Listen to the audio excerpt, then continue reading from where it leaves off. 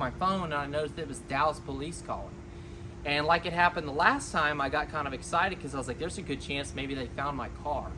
Well, Dallas police calls me and then they said, hey, do you have any of the video footage? And I'm like, video footage of what?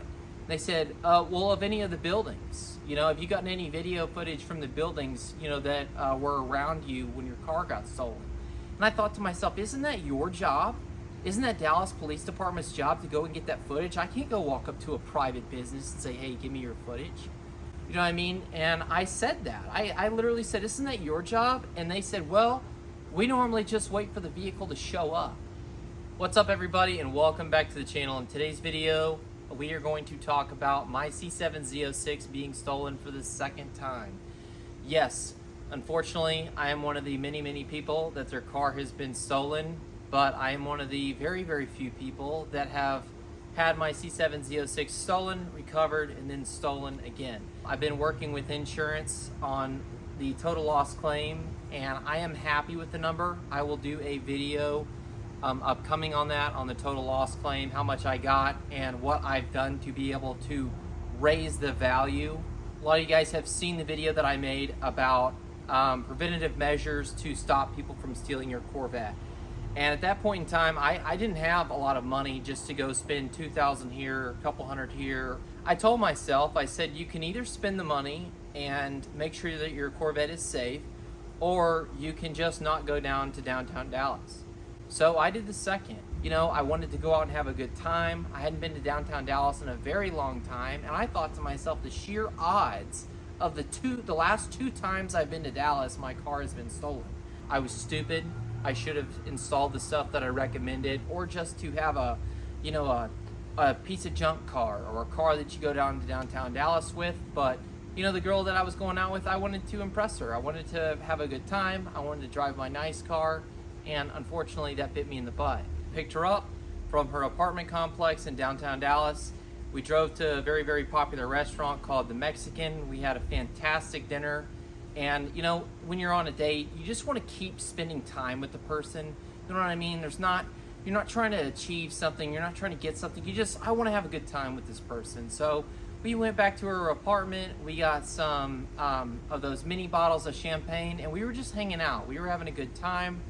I knew where I parked, and thankfully she lived on the same side of the apartment complex where I could look down at my car. So I'll show you guys a picture of me on the 26th floor where you can look down and see my car. At about 9 p.m., I walk over and I look and I notice that my car is no longer in the parallel parking space that I parked. So from somebody that's had their car stolen before, I know from experience, the first thing that I did was I went to autoreturn.com. I typed that in. I noticed that nobody had logged that my car had been towed. So at that point in time, I knew it was my job. My sole responsibility was to call Dallas PD and give them as much information as I possibly could. So I did that.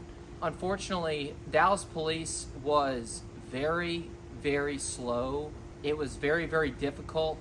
I was basically told that somebody from the Dallas Police Department would call after I had made the initial call to finish their police report. So after about 20 minutes, I'm sitting here going, they haven't called me. I need to get my car. You know what I mean? I need to get people out looking for my car.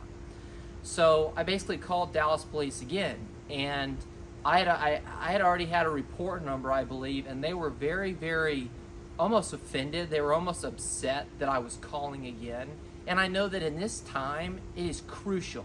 Time is of the essence to locate the car, to find it, to have police officers looking for it, right? So they basically took my second call, were very rude to me, and then they basically just disappeared, right? I don't even have a full police report yet. It's not even closed. At about 6 in the morning the next day, they call me and they tell me, hey, we'd like to finish filing the police report that we started yesterday. And at that point in time, I'm sitting there going, you guys are calling me at the very earliest in the morning. You guys have given the crooks, the criminals, you guys have given them hours and hours to either take the car to Houston, or to take it to a chop shop, or to drive it across the border. So I was just very frustrated. I was very upset. I was upset at myself. Well, what are you going to replace it with? Well, I'll tell you what I'm not going to replace it with.